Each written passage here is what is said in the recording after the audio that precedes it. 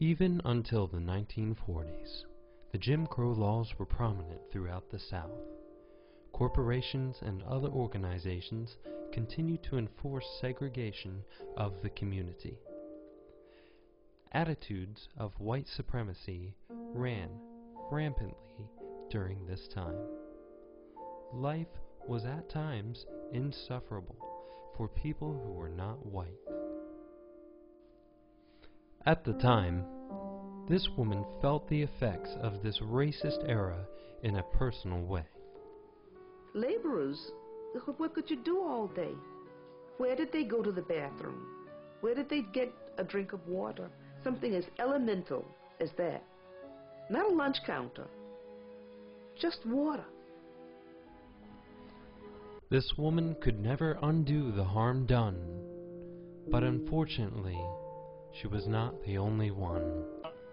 This particular day I was going to Tupelo, and I looked up at the top of the house right on the street there, and I could see it was burning. So I ran to the front door and knocked, and his white neighborhood, of course. The woman came, "What do you mean talking? Come into my front door." I said, "Oh, I'm sorry. I said, "I was going to tell you that your house is on fire." She said, "Wait a minute, come." In the midst of racial tensions, a tragedy struck the United States that affected all people: Pearl Harbor. As America prepared to go to war, many of the men who worked in the factories and other skilled labor positions were off to fight. Many of the African Americans and other minorities were able to enter the workforce because of this fact. Besides entering the workforce, African Americans also served in the military, although they served in segregated units. African American soldiers knew that their enemy, Hitler, had taken racial prejudice to an extreme level. They knew that they were hated, but they bravely fought for their country regardless. There, they witnessed the atrocities that Hitler's army committed in the attempt to exterminate certain populations. While the United States did not have concentration camps, the African American soldiers who witnessed the Holocaust were no strangers to the level of violence and hate that the human race is capable of committing. As African American soldiers occupied France, they found that French society was more accepting of their race, and they were also treated more equally. In America, dancing with a white woman could get an African American killed. But in France, this type of activity was not considered taboo. Listen as this man recalls his experience in France as a U.S. soldier. We were in a nightclub, and there was a group of soldiers there, and we were having fun, laughing, and the white soldiers became jealous of it, I suppose, and they tried to pick some kind of ruckus, you know, to the extent to where I had to go and talk to the sergeant, who was the highest ranking person with that group. And he says, "Well, you know, if you was in the United States, you wouldn't be having anything to do with these white girls." I said, "Well, you call them white girls, I say they're French girls as far as I'm concerned." As African American soldiers returned from war, they should have been received as heroes, but instead they were treated with just as much disrespect as they had been before. Restaurants and businesses were still segregated, and an African American still had to give his or her front bus seat to a white person.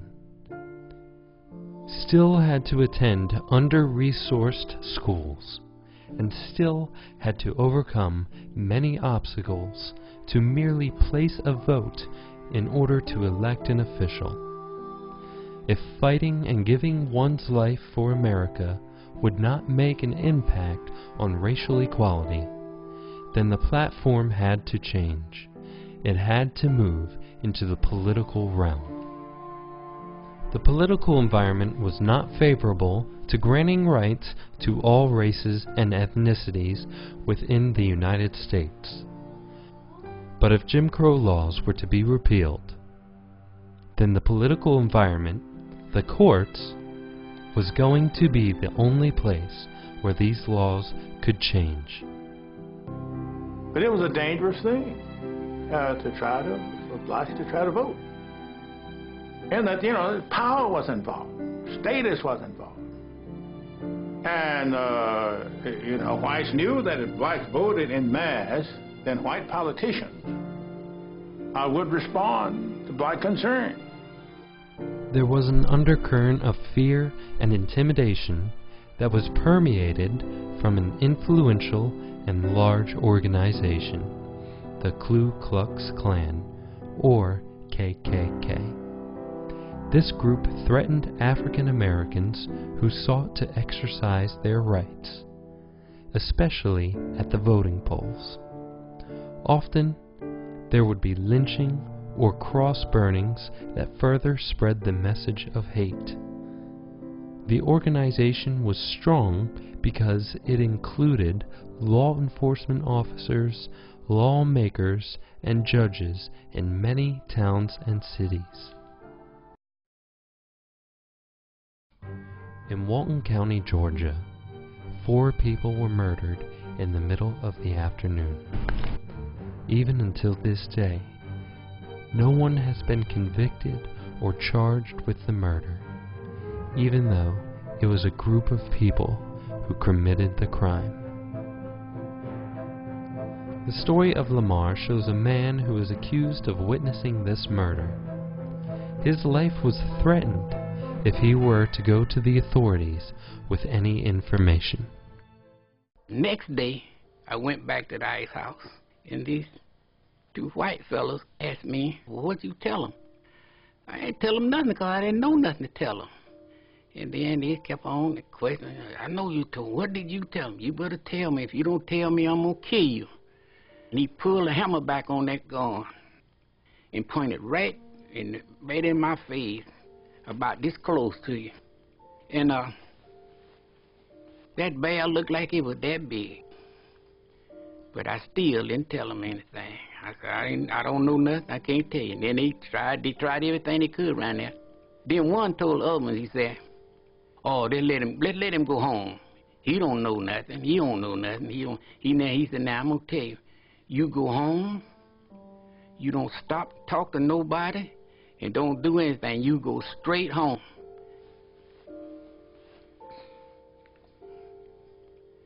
I have had nightmares.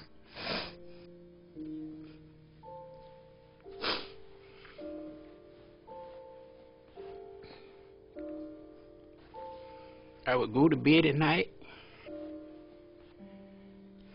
I'd be scared somebody would come up there and get me.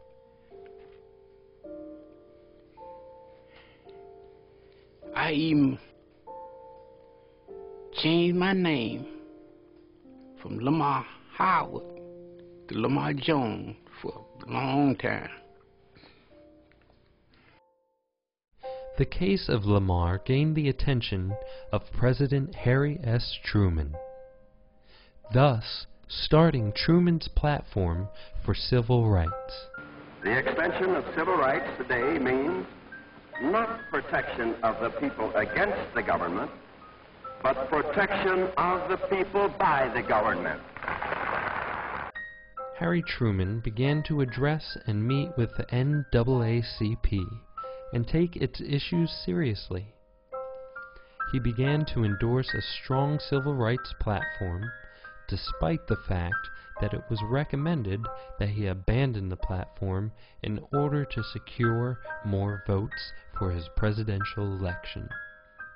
But when he became re-elected, it was evident that the American people were becoming ready for a change within the country that supported the rights of all. President Truman made a significant contribution to bringing equality to America when he signed Executive Order 9981, which racially integrated the military.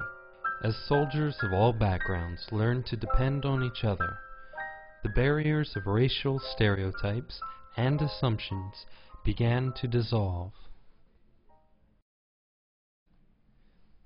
The tone began to change in America concerning racial tensions. While there were many who still supported racist ideologies, the number of those who had a more open-minded and accepting point of view began to grow. Racial issues also began to gain momentum in the political realm as court cases began to be taken more seriously. Most importantly would be the case of Brown versus the Board of Education. In the town of Farmville, a young girl decided to lead a student strike in her school, a strike that demanded better resources. Her entire class rushed into the school board and demanded better treatment. The board threatened the children's parents with imprisonment and job loss. In the end, the situation caught the attention of the NAACP, and they combined the case with others that would eventually be the historic Brown versus the Board of Education, the court case that ended segregation in schools, which were government institutions. Thus, the last of the Jim Crow laws began to be erased from legislation, but they will never be erased from history itself.